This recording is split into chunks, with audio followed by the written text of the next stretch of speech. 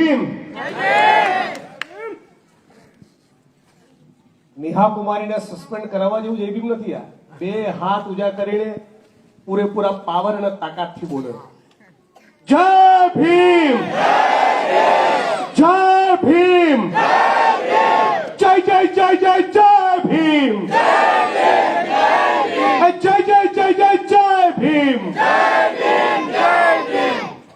આપ તમામ સોસાયટીના રહેવાસીઓ, મારી બહેનો, માતાઓ, સૌ વડીલો, યુવાન દોસ્તો અને બાળકો, 2-3 દિવસમાં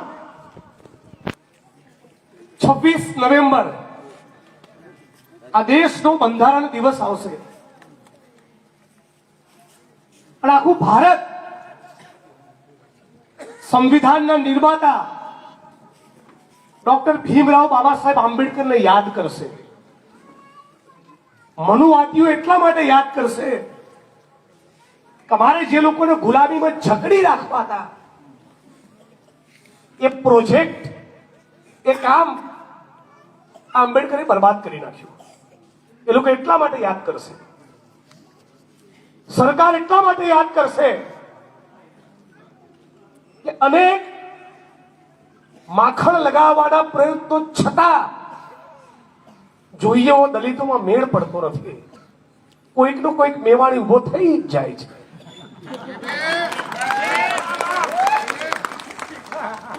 આરએસએસ વાળા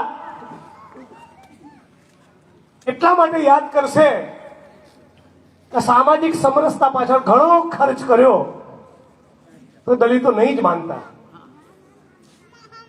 અને દલિતો એટલા માટે યાદ કરશે, ગરીબ, કમજોર, વંચિત વર્ગો એટલા માટે યાદ કરશે કે ડોક્ટર ભીમરાવ બાબા સાહેબ આંબેડકરે એમના આત્મસન્માનથી જીવવા માટેની છાતી આપી. એટલા માટે યાદ કરશે. આજે સાથીઓ, આપણી સામે એક બહુ જ મોટી ચેલેન્જ અને પડકાર છે. એ ડોક્ટર બાબા સાહેબ આંબેડકરના બંધારણને બચાવવા માટેની. તો સવાલ એ છે કે કેમ બચાવવાની આપણે વાત કરવી પડે છે. કોઈ ખતમ કરવા માંગે છે, એટલે તો કોણ છે, કઈ શક્તિઓ છે જે ડોક્ટર ભીમરાવ બાબા સાહેબ આંબેડકરના બંધારણને ખતમ કરવા માંગે છે, અને એની પાછળનું કારણ શું છે? તમે કોઈ દિવસ વિચાર્યું કે હિન્દુસ્તાનમાં, ભારતમાં સૌથી વધારે કોઈ એક નેતાના બાવલાનું, સ્ટેચ્યુનું અપમાન થયું હોય, સૌથી વધારે તે ડોક્ટર બાબા સાહેબ આંબેડકરનું છે. વાત સાચી? સૌથી વધારે આ દેશમાં અનેક નેતાઓના સ્ટેચ્યુ છે, પણ સૌથી વધારે અપમાન ડોક્ટર બાબા સાહેબ આંબેડકરના સ્ટેચ્યુને કરે છે. ચશ્મા કાઢી લે, હાથ તોડી નાખે, છાણ અને ગારો નાખે, સ્ટેચ્યુને તોડી નાખે, સ્ટેચ્યુ લાગતું હોય તો લાગવા ન દે, ના લાગે એના માટે રાજકીય તાકાતનો ઉપયોગ કરે. આંબેડકરવાદી સંગઠનના યુવાનો લગાડવા માંગતા હોય તેમાં આરએસએસના માણસનો ઘુસેડોઈને ડખો પેદા કરે, અનેક પ્રયત્નો કરે. તો કારણ શું છે? કારણ એ છે કે જાતિ વ્યવસ્થાના કારણે છેલ્લા 3000 વર્ષથી જે સમાજને ગુલામ બનાવીને રાખેલો, જેને પોતાના પગની મોજડીની નીચે કીડા મકોડાની જેમ ચકડી નાખતા હતા, એ માણસને સાહેબ કેવો પડે છે આ મોટા સાહેબના લીધે. જે માણસે મેલું ઉપાડવાનું, મૃત પશુઓના નિકાલનું કામ કરવાનું અને ગટરમાં ઉતરવાનું શીખવાડેલું, એ માણસને હવે સેલ્યુટ કરવી પડે છે. કોઈ જિગ્નેશ મેવાણી નામનો માણસ એ હિન્દુસ્તાનના કોઈ પણ ખૂણે જઈને કહે છે કે નરેન્દ્ર દામોદરદાસ મોદી આ દેશના લલાટ ઉપર લાગેલી કલંકની કાળી ટીલી છે. અને આ બોલવાની હિંમત એ સંવિધાને આપી અને ડોક્ટર બાબા સાહેબ આંબેડકર આપી. એ વાતની દાદ પેલા સ્ટેચ્યુ પર જઈને કાઢે છે. એટલે ગુસ્સો ત્યાં કાઢે છે. અને ઘણા લોકો જે છાણ ગારો અને ચપ્પલોની હારમાળા ડોક્ટર આંબેડકરના સ્ટેચ્યુ પર ચોંટાડી નથી શકતા, એ મહીસાગરની કલેક્ટર ઓફિસમાં ઉલટી કરે છે. જે લોકો સીધી રીતે ડોક્ટર બાબા સાહેબ આંબેડકરના સ્ટેચ્યુની આંગળીને નુકસાન નથી કરતા કે ચશ્મા નથી કાઢી શકતા, એ નેહા કુમારીની જેમ બીજી સ્ટાઇલમાં દલિત અને આદિવાસીઓનું અપમાન કરે છે. પણ એને તમારામાંથી કોઈ વિડીયોની ક્લિપ મોકલજો મારી આજની સ્પીચની અને એને કહેજો, મેડમ નેહા કુમારી, તમે મહીસાગરની જે કલેક્ટર કચેરીમાં બેસો છો ને, એ કલેક્ટર કચેરીના તળિયામાં મહીસાગરના જ આદિવાસી, ઓબીસી અને દલિત સમાજના કડિયા મજૂરોના લોહીના પરસેવો છે. કોઈ દાહોદના, ગોધરાના, પંચમહાલના, લુણાવાડાના, મહીસાગરના, ખાનપુરના, વીરપુરના આદિવાસી અને દલિતોએ પોતાના પરસેવાથી ઈંટ પેદા કરીને એ ઈંટ ઉપર મહીસાગર કલેક્ટર ઓફિસનું મકાન ઊભું છે. એ તું ભૂલીશ નહીં. આજે સાથીઓ, નેશનલ ક્રાઇમ રેકોર્ડ બ્યુરોના ડેટા પ્રમાણે ભારતમાં દર 18 મિનિટે એક અત્યાચારની, એટ્રોસિટીની ઘટના બને છે. દર કેટલી મિનિટે? દર કેટલી મિનિટે હિન્દુસ્તાનમાં અત્યાચારની ઘટના બને દલિતો સાથે? ભારતમાં દરરોજ 4 દલિત બહેનો પર બળાત્કાર થાય. એક મહિનાના કેટલા રેપ થયા?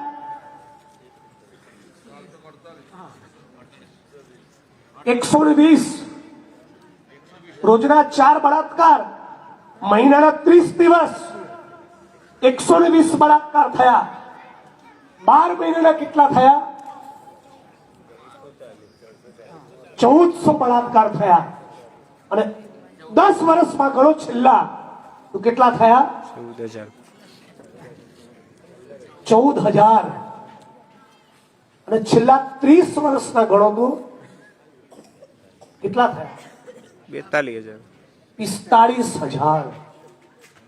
આ ખાલી બળાત્કારની ઘટનાની વાત કરું છું. આમાં હત્યાઓ, બીજા ગંભીર હુમલા, ખૂનની કોશિશ, ઘરો સળગાવવા, સફાઈ કામદારનું ગટરમાં ઉતરીને મરવું, અસ્પૃશ્યતાનો ભેદભાવનો ભોગ બનવું, માથે મેલું પાડવું, સોસાયટી બીજા કોઈ સમાજની હોય ને દલિતો માટે સુખ હોય તો ઘર નહીં આપે, એવી આબડછેટના પ્રકારો, આવા બીજા એટ્રોસિટીઝના કેસીસને હું ગણતો નથી.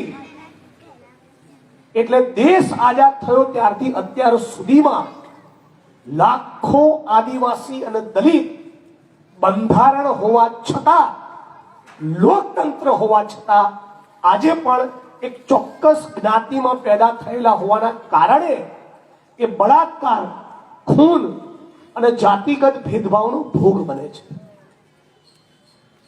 અને દર 4 એટ્રોસિટીની ઘટનામાં એક જ ફરિયાદ નોંધે છે. આજે પણ હું અહીંયા તમારી વચ્ચે ભાષણ એટલા માટે કરું છું કે તમે મને ચાહો છો અને તમે મને એટલા માટે અહીંયા બોલાયો છો કે જિગ્નેશભાઈ આખા ગુજરાતના ખૂણે ખૂણે, ભારતના ખૂણે ખૂણે જઈને લડે છે. તો શેના માટે લડીએ છીએ? કે ઘટના બન્યા બાદ પણ ગુનો દાખલ કરતા નથી એટલે લડીએ છીએ. ઘટના બન્યા બાદ પણ એફઆઈઆર લેતા નથી એટલે લડીએ છીએ. લાગુ પડતી કલમો એમાં દાખલ કરતા નથી એટલા માટે લડ્યા છે.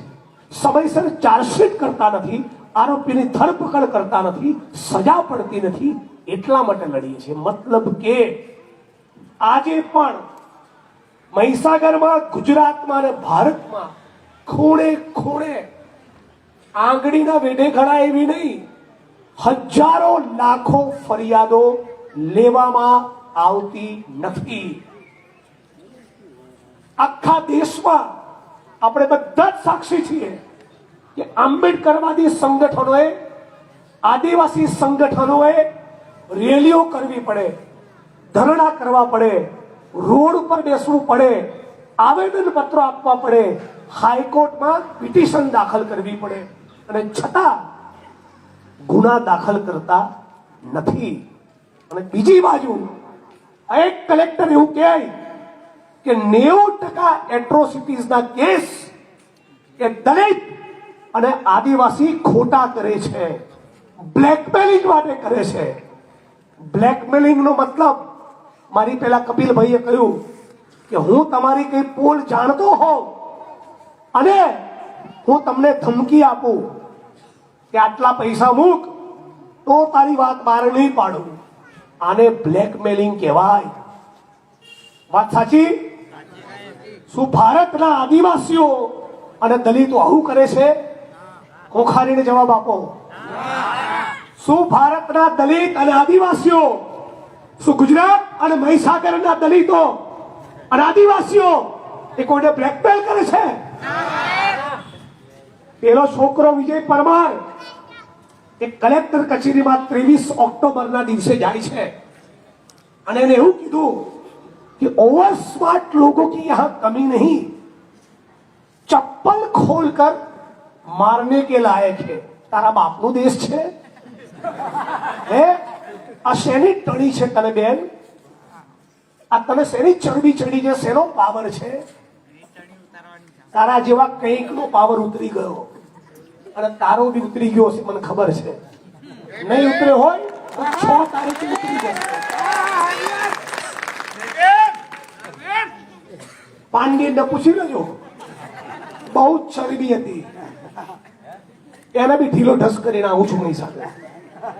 પણ સાથીઓ, એના જે શબ્દો હતા કે ओवर स्मार्ट लोगों की कमी नहीं है, चप्पल खोलकर मार खाने के लायक है हरामी साला. કોઈ પણ વ્યક્તિને હરામી કહેવો એ એની માના ચરિત્ર ઉપર આંગળી કરવા સમાન છે. અને તમારામાં ને મારામાં જો પાણી ના હોય ને તો 6ઠી તારીખે ઘરમાં બેસી રહેજો. બસ આટલું કહેવા આવ્યો છું. બાકી એલઆઈસી, બેંક, ઓએનજીસી, આઈઓસી, શિક્ષક, તલાટી, બહુ બધી નોકરીઓ મળી ગઈ, એમાંથી જ આવા ઘર બાંધ્યા છે તમે ને મેં. એ અનામતના પ્રતાપે જ, આ અનામતના પ્રતાપે જ જિગ્નેશભાઈ પણ ધારાસભ્ય થયા. બાકી જનરલ સીટમાંથી આપણો મેળ પડે એવો નથી, આપણે જાણીએ છીએ. બરાબર? તો આ અનામતનો લાભ લઈ મોટાનું ખાતા હતા, હવે નાનાનું ખાતા થયા, ચિકન ખાતા થયા. અને બાબા સાહેબની યાદ ખાલી નોકરીમાં પ્રમોશન અટકે તો જ યાદ આવે, ખોટી ટ્રાન્સફર કરે તો જ યાદ આવે. અને બાલાસિનોર ને ખાનપુર ને વીરપુર ને લુણાવાડા તાલુકાનું જે ગામ છોડીને સોસાયટીમાં વસ્યા, એ ગામમાં તમારો ભાઈ જે રહી ગયો છે એની ચિંતા પણ છોડીને આયા. વાત સાચી? હા, આ ચિંતા છોડવાની નથી એવું કહેવા માટે આવ્યો છું. અને એટલે જ 6 તારીખના દિવસે તમે પૂરેપૂરી તાકાત સાથે આવજો. અમારો પગ તૂટેલો છે, પગમાં 2 ફ્રેક્ચર છે, કોરોનામાં આપેલી દવાઓની આડઅસરના કારણે મારે બંને ઘોડામાં સર્જરી કરાવવાની છે. આ બધું જ મૂકીને તમારી વચ્ચે ઊભો છું ટકાટક. એટલા માટે दीवार पिक्चर में एक डायलॉग मन बहुत गमे है, हम जब भी किसी से दुश्मनी मोड़ लेते हैं तो सस्ते महंगे की परवाह नहीं. तो एवो संकल्प તમારે કરવો પડશે. આજે તમને સાચું કહું, તમારી સામે એક ફરિયાદ છે, પ્રેમ ભરી, એક વાલ ભરી ફરિયાદ છે મારા ઘર જોડે, મારા પરિવાર જોડે. બનવું એવું જોઈએ કે મહીસાગર જિલ્લાના દરેકે દરેક તાલુકાના દરેકે દરેક ટાઉનના આદિવાસી અને દલિત સમાજે મોટી રેલીનું આયોજન કરી મને ખાલી વક્તા તરીકે બોલાવવાનો હતો અને એવું કહેવાનું હતું કે જરૂર પડી જિગ્નેશભાઈ 2 દિવસ વહેલા આવી જજો. બહુ મોટી તકલીફમાં છે, બહુ ગંદા શબ્દો કલેક્ટર બોલી છે, અમારું નાક કાપી નાખ્યું છે. આખા હિન્દુસ્તાનની સામે તમે આવો તો હૂંફ મળશે, એટલું જ તમારા મને કહેવાનું હતું. એના બદલે મારે તૂટેલો પગ લઈ તમને જગાડવા પડ્યું છે.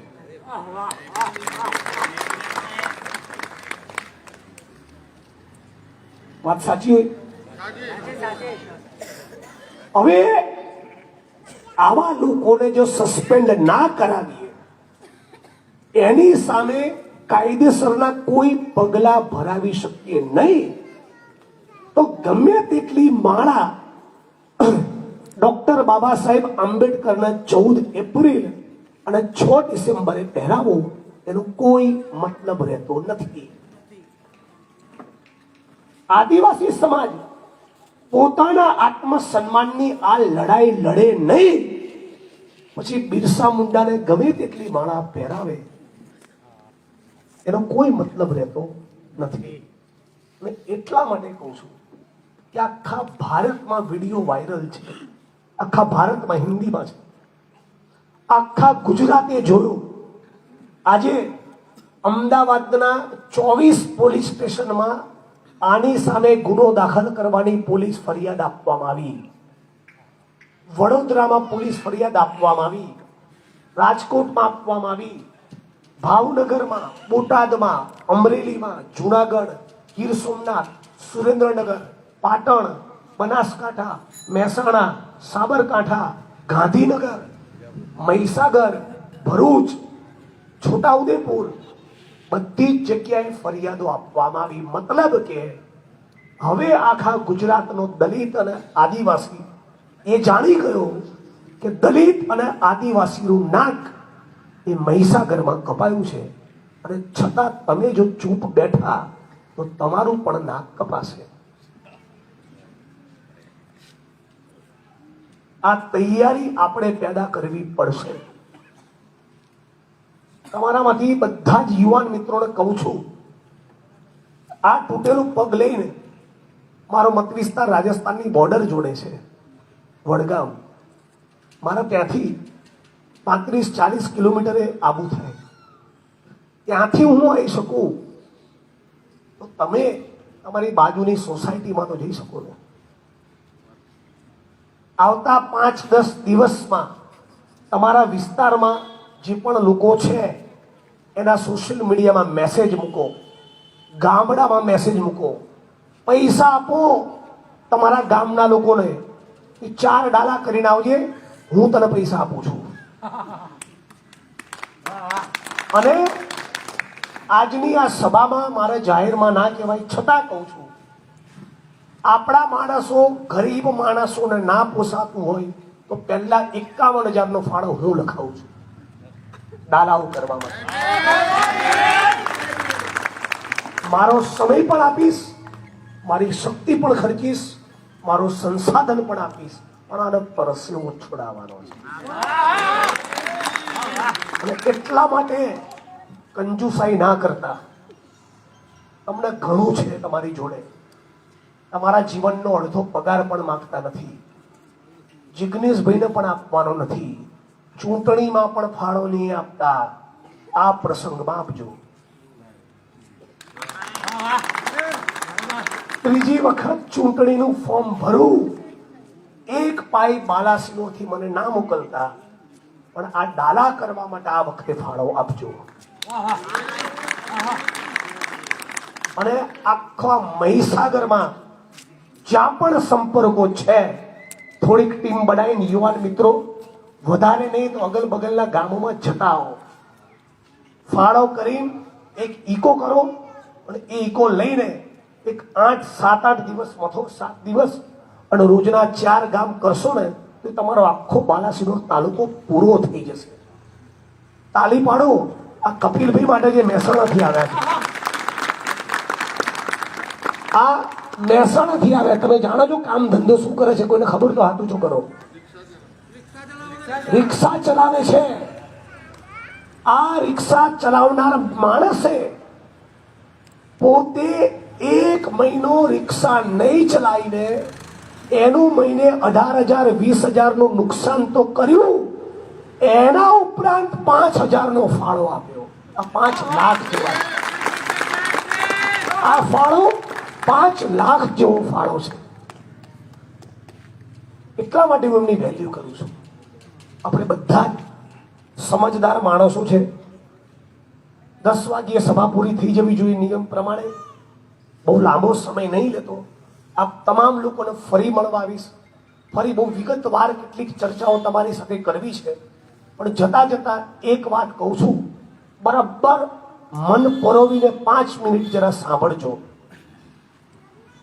ભારત ભૂમિમાં અંદાજે 2,500-3,000 વર્ષ પહેલા કાસ્ટ સિસ્ટમ, જાતિ વ્યવસ્થાનું નિર્માણ થયું. આની સામે પહેલો વિદ્રોહ કોઈએ કર્યો, પહેલો બંડ કોઈએ પોકાર્યો, એનું નામ ગૌતમ બુદ્ધ. અને ગૌતમ બુદ્ધનો વિચાર, એની સંસ્કૃતિ, એમની વિચારધારા, બુદ્ધના ભિક્ષુકો, બુદ્ધના સ્થાપત્યો આખા ભારત અને ભારતની બહાર અનેક દેશોમાં ફેલાયા. એ હદે કે આજે પણ ખનન થાય, ઉત્ખનન, તો આર્કિયોલોજી વિભાગના લોકોને ઈરાનથી લઈને વિયેતનામ સુધી બુદ્ધની પ્રતિમાઓ મળે છે. પણ આના કારણે મનુવાદીઓના કેમ્પમાં પેઠો ફફડાટ કે જે શૂદ્રો માટે મનુસ્મૃતિમાં એવું લખ્યું છે કે જો શૂદ્રો બરાબરીની વાત કરે, પોતાની સમકક્ષની જગ્યાએ બેસવાની વાત કરે, કહેવાતી ઊંચી જાતિના લોકોની સમકક્ષ બેસવાની વાત કરે, તો મનુસ્મૃતિમાં લખ્યું છે તો શૂદ્રોના સાથળને, એની જાંગને એવી રીતે ચીરી નાખવાની કે ના જીવી શકે ના મરી શકે. આવી અનેક વસ્તુઓ લખી છે ખતરનાક. આ જે મનુનો કાયદો હતો, મનુનું જે શાસન હતું, એ ડોલી ગયું. કોના કારણે? ગૌતમ બુદ્ધના કારણે. અને એટલા માટે આ મનુવાદી શક્તિઓ ફરી યુનાઇટ થઈ. આ મનુવાદી તાકાતો ફરી સંગઠિત બની, બુદ્ધના હજારો ભિક્ષુકોના ખૂન કર્યા, બુદ્ધના સ્થાપત્યોને ખતમ કર્યા, બુદ્ધની વિચારધારાના બદલે મનુસ્મૃતિના સંસ્કારો ફરી હિન્દુસ્તાનમાં ફેલાવ્યા. અને ડોક્ટર બાબા સાહેબ આંબેડકરે આને શું કહ્યું છે? પ્રતિક્રાંતિ. જાતિ વ્યવસ્થાની સામે બુદ્ધ કરતા હતા ક્રાંતિ, સમાનતાની વાત, માનવતાની વાત, જાતિ વ્યવસ્થાને ખતમ કરવાની વાત. પણ આ ક્રાંતિને ઉલટાવવાનું જે કામ કર્યું એને ડોક્ટર બાબા સાહેબ આંબેડકરે શું કહ્યું છે? પ્રતિક્રાંતિ. અંગ્રેજીમાં કહેવાય કાઉન્ટર રેવોલ્યુશન. આ કાઉન્ટર રેવોલ્યુશન, આ પ્રતિક્રાંતિની સામે ફરી કોઈક અવાજ ઉભો થવાનો છે. એટલે રવિદાસ આવ્યા, કબીર આવ્યા, નાનક આવ્યા, નરસિંહ મહેતા આવ્યા, અખો ભગત થયો, જ્ઞાનદેવ, નામદેવ, તુકારામ, આ બધા માનવતાવાદી સંતો આવ્યા. અને એમણે પણ જાતિ વ્યવસ્થાનો વિરોધ કર્યો.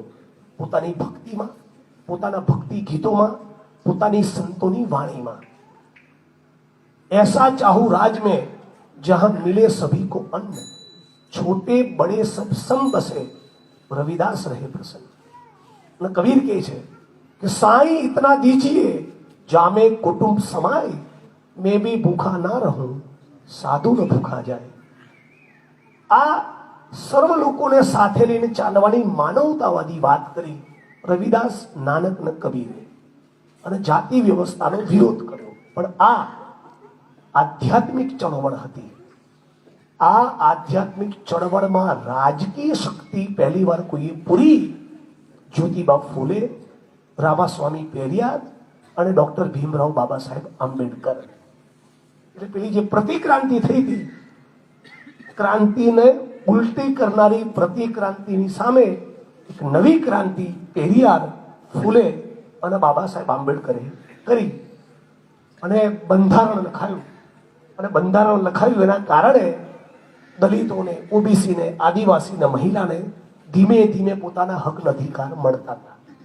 આ તમામ હકના અધિકાર છેલ્લા 10 વર્ષમાં આરએસએસ અને મોદીની સરકારે આ બધા જ હકના અધિકાર ઉલટા કરવાનું કામ કર્યું છે। એટલે અત્યારે 10 વર્ષથી જે ચાલી રહ્યું છે એનું નામ પ્રતિક્રાંતિ ભાગ 2। આ સમયમાં આપણે જીવી રહ્યા છીએ અને એટલે આપણું કર્તવ્ય આ પ્રતિક્રાંતિને ફરી તોડી મરોડીને એનો કચ્ચર ઘાણ કાઢી એક નવેસરથી સમાનતાની, માનવતાની, બુદ્ધે વાત કરી એવી ક્રાંતિની શરૂઆત કરવી આ તમારી ને મારી મૂળ જવાબદારી છે। અને આ જવાબદારી સમજીને બધા જ યુવાન મિત્રોને કહું છું અને એમની જનેતાઓને કહું છું કે મારી બી માં છે। મારી માનો જીવ નહીં બળ્યો હોય જ્યારે 2500 કિલોમીટર દૂર મને આસામની જેલમાં ફેંક્યો। ખબર છે ને? આસામ પોલીસે 2500 કિલોમીટર દૂર આવીને એક ટ્વીટ કરવા બદલ, ભારતનો સૌથી જે હલકટ માણસ છે ને એના માટે ટ્વીટ કર્યું હતું, નરેન્દ્ર માટે। તો એના માટે ટ્વીટ કરવા બદલ 2500 કિલોમીટર દૂરની જેલમાં નાખ્યો। સાંભળજો, આ કે છે કે 90% કેસ ખોટા કરે છે। શું કર્યું? પછી મને ગુવાહાટીથી કોકરાજાલની જેલમાં લઈ જતા રસ્તામાં જાણો છો શું કર્યું? 2 કાર મારી આગળ હતી, 2 કાર પાછળ હતી અને મારી કાર પાંચમી। આગળની ને પાછળની 4 કારોમાં નહીં, મારી જ કારમાં મહિલા પોલીસને બેસાડી। પુરુષ કેદી હોય ત્યારે મહિલા પોલીસની જરૂર રહેતી નથી। કોઈ કારણસર જરૂર હોય તો પાછળની 2 કારમાં બેસી શકત અથવા આગળ બેસી શકત। એ નહીં કર્યું। હવે દલીલ ખાતર માનો કે આગળની ને પાછળની બંને કાર એવી પેક હતી કે મારી કાર સિવાય જગ્યા નથી। ધારો કે તો ડ્રાઈવરની બાજુની સીટ પર બેસાડે કે પાછળની સીટ ઉપર બેસાડે, એ નહીં કર્યું। મારી બગલમાં બેસાડી એની જોડે છેડતીનો કેસ કરાવડાયો। આટલા નાલાયકના ગદ્દારો છે। પણ આ ડાપણ કરે છે કુમારી। દલિતો શું વેઠે છે એનો એને કઈ અંદાજ જ નથી। અને એટલે આ શબ્દો સિવાય બી મને તટસ્થ રીતે લાગે છે કે આની સનદી અધિકારી તરીકે કોઈ લાયકાત જ નથી। આ ટોટલ ફેલ છે। અને એટલે આને ટાટા બાય બાય કેમ ઝારખંડની ટ્રેન પકડાઈ દેવી જોઈએ। અને એટલા માટે આ તમામ લોકોને કહું છું કે આજે હું આવ્યો, તમે તાળીઓ પાડો છો, આનંદથી મારી વાત સાંભળો છો, પણ 6 તારીખે તાકાત બતાવવાનું ભૂલતા નહીં। અને મારી બહેનો અને માતાઓને ખાસ કહું, તમારી દીકરી અને દીકરાને એવા તૈયાર કરો કે સરકારી નોકરીમાં જાય તો છેલ્લામાં છેલ્લા માણસને ભૂલે નહીં। તમે જે ગામડું છોડીને આવ્યા કે શહેરનો જે મોહલ્લો કે ચાલી કે ઝૂંપડપટ્ટી છોડીને આવ્યા એમાં હજી કોઈક વાલ્મીકી સફાઈ કામદાર 250 રૂપિયા માટે ગટરમાં ઉતરે છે, એ ભૂલે નહીં। એવા દીકરાને દીકરી તૈયાર કરજો। કોઈ સ્પર્ધાત્મક પરીક્ષાની તૈયારી કરતા હોય એવા વિદ્યાર્થીઓને કહું, પરીક્ષા પાસ કરે ને કોઈ ડીવાયએસપી થાય ને, તો કોઈ ડેપ્યુટી કલેક્ટર થાય, કોઈ આઈએસ કે આઈપીએસ થાય ને છાપામાં આવે ને, એટલે આપણે એનું તેજસ્વી તારલાનું સન્માન કરીએ છીએ ને, છાતી ફૂલે છે. અને જેવો એનો પ્રોબેશનનો પીરિયડ 3 વર્ષ પતે એટલે પહેલું કામ એ કરે, સમાજ સાથેની ગર્ભનાળ કાપી નાખે. અને પછી એના સમાજ યાદ આવે ક્યારે ખબર છે? રિટાયરમેન્ટના 6 મહિના બાકી હોય ને ત્યારે. પછી ધીમે રહીને સમાજમાં એન્ટ્રી લે, એક સમૂહ લગ્નમાં જાય અને બીજો તેજસ્વી તારલાના સન્માન 20,000 લખાવે. અને પછી એક કોંગ્રેસની ટિકિટ માંગે અને બીજી ભાજપની ટિકિટ માંગે અને 18 વર્ષ પહેલા એક પરિપત્ર શોધી લાવે જો મેં સમાજ માટે કરેલું. આવા અધિકારી પેદા ન કરતા, આવા નેતા પેદા ન કરતા અત્યારે મારા સિવાય પણ ભાજપમાં 11 MLA છે. હું એકલો કેમ અહીંયા છું? હું એકલો કેમ અહીંયા છું? એ લોકો શું કરે છે? અને આ સરકારની જવાબદારી નથી. આ રાજ્યની સરકાર ગુનો દાખલ કરતી નથી. મતલબ કે ઈચ્છા છે કે તમે તારા દલિત અને આદિવાસીનો બોલો ગાળ, અમને વાંધો નથી. મતલબ એવો જ થયો ને. આનો મતલબ શું થયો? છેલ્લી લાઈનમાં અવાજ આવે છે? હા તો જો કરો, અવાજ આવે છે મારો? આ બેનની સામે ગુનો દાખલ કરતા નથી, એનો મતલબ એટલો જ થયો કે ભવિષ્યમાં પણ કોઈ અધિકારી આદિવાસી દલિતો વિશે આવું ગંદુ બોલે, અમારી સરકારને ફરક નહીં પડે. તો આ સરકારના ગાલ ઉપર ડાચું તોડી જાય એવો તમાચો મારવાની જવાબદારી આપણી બને છે. આનો પણ સંકલ્પ કરો. આજે યુવાન મિત્રોને ખાસ કહું કે 28, 32, 35 એવી ઉંમરના કારણે કોઈ જવાન નથી હોતું. અમારી જવાનીમાં આ આરએસએસ અને બીજેપીની સરકાર સામે લડતા તમારી છાતી પર અને પીઠ ઉપર એકવાર જો દંડો ના પડે ને તો ધૂળ પડી તમારી જવાની. એક એફઆઈઆર તમે જો વહોરી ના શકો તો તમારું જય ભીમ બોલવાનું, નમો બુદ્ધાય બોલવાનું, 14 એપ્રિલ ઉજવવાનો કોઈ મતલબ રહેતો નથી. તમને ના ખબર હોય તો કહું, તમારામાંથી જેણે સ્ટાફ સિલેક્શન ને યુપીએસસી ને જીપીએસસી પાસ કરવી છે ને, એ લોકોને ના ખબર હોય તો કહું, તમારી અનામત બચે ને એના માટે 81 ને 85માં વડીલોને ખબર હશે, અમદાવાદના મિલ મજૂરિયાઓ લડ્યા છે. પણ એ મિલ મજૂરિયાઓના દીકરાઓ આજે જે ચાલીઓ મારે છે એ જોવા આપણો અધિકારી વર્ગ જતો નથી. એટલે આ બધી જ પરિસ્થિતિનો વિચાર કરજો. આજે જે મેં કીધું છે એમાંથી કંઈક લાગે તો ગ્રહણ કરી જીવનમાં ઉતારજો. અને 6 તારીખે ખૂબ મોટી સંખ્યામાં પૂરેપૂરી તાકાત સાથે આપ તમામ લોકો આવો, એના માટે હાથ જોડીને વિનંતી કરું છું. વિનંતી મારે કરવાનું જ ના હોય, સમાજનું આ કામ છે. પહેલા સવારે 10:30, 11 વાગે બાબા સાહેબના સ્ટેચ્યુને માળા અર્પણ કરીશું અને પછી ઇન્કલાબ કરીશું. તૈયાર થઈ જાઓ. અને તમારી જો તૈયારી હોય તો મારી તૈયારી તો હોય જ છે. એફઆઈઆર ની કોપી લઈને જ અમદાવાદ પાછા જવું. એ તૈયારી તમારી હોવી જોઈએ. થઈ જશો બધા તૈયાર? તો પ્રતિજ્ઞા લેશો મારી જોડે? બધા જ પોતાના સ્થાન ઉપર ઉભા થાઓ. નેહા કુમારીને સસ્પેન્ડ કરો. નેહા કુમારીને સસ્પેન્ડ કરો. મહીસાગર કલેક્ટરને સસ્પેન્ડ કરો. સસ્પેન્ડ કરીને જેલમાં નાખો. જેલમાં નાખો. જેલમાં નાખો. આવાજ દો. આવાજ દો. હું કહીશ લડેંગે, તમારે કહેવાનું જીતેંગે. બંને હાથ ઊંચા કરી લડેંગે. લડેંગે. લડેંગે. મારી સાથે પ્રતિજ્ઞા લો. અમે મહીસાગર જિલ્લાના દલિત સમાજના લોકો બાબા સાહેબ આંબેડકરના નામે આજે પ્રતિજ્ઞા લઈએ છીએ જ્યાં સુધી નેહા કુમારીને સસ્પેન્ડ કરવામાં આવે નહીં ત્યાં સુધી જંપીને બેસીશું નહીં જીવનમાં કદી RSS ની શાખામાં પગ મૂકીશું નહીં જીવનમાં કદી ભાજપને વોટ આપીશું નહીં આ અમારી પ્રતિજ્ઞા છે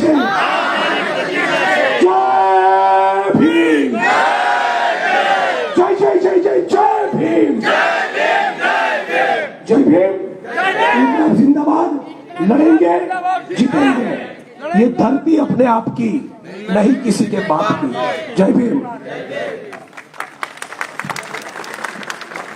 બેસી જશો પોતાના સ્થાન પર કોઈ આવતો નહીં પ્લીઝ હમણાં કોઈ આવતો નહીં નજીક થોડી વાત રજૂ કરવાની છે આપણે બીજી એક વાત થઈ કે લુણાવાડા જવાનું એટલે આપણા ગામડામાં પછી શહેરમાં અમુક વિસ્તાર પણ એવો છે કે જ્યાંથી આવવું હોય તેમની વ્યવસ્થા ના હોય ત્યાં સભાનું સ્થળ છે ત્યાં પણ ફંડની જરૂર પડતી હોય તો આપણે બાલાસિનોરમાંથી